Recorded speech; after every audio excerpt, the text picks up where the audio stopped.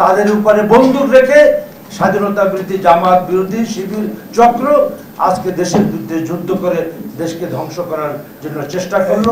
বন্ধুকন্যা জননেত্রী শেখ হাসিনার নেতৃত্বে সমস্ত বাংলাদেশ নয়, সমস্ত পৃথিবীতে আজকে 100 প্রতিষ্ঠানের প্রশংসনীয় প্রতিষ্ঠান হিসাবে পরিণত হয়েছে।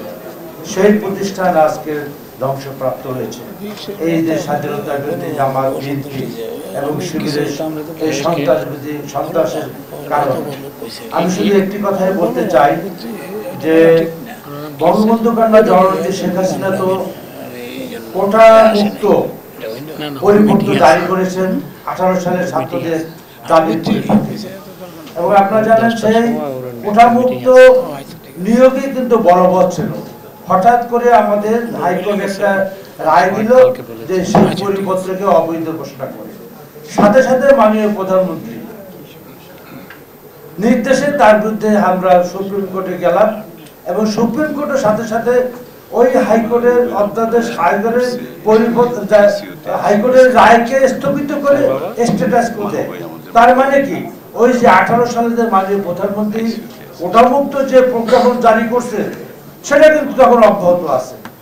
এই জিনিসটা আমরা কেউ পরিষ্কার করি না। কোটামুক্ত মাননীয় প্রধানমন্ত্রী তো কোটামুক্ত নিয়োগের পক্ষে, সেটা 18 সাল থেকে এটাকে সে অব্যাহত রেখেছেন।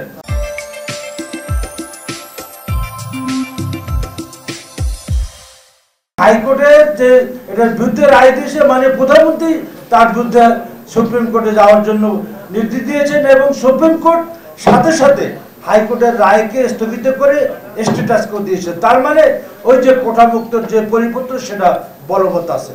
তারপরও আমি সুপ্রিম কোর্টের চিফ জাস্টিসের ভাষায় বলতে চাই, আজকের এই কোমলমতি শিক্ষার্থীরা না বুঝে যে হাইকোর্টের রায়টা যে সুপ্রিম কোর্ট যে স্থগিত ঘোষণা দিল এবং যে কোটামুক্ত যে প্রজ্ঞাপন তখনও যে অব্যাহত আছে না বুঝে তারা আন্দোলনটি করেছে।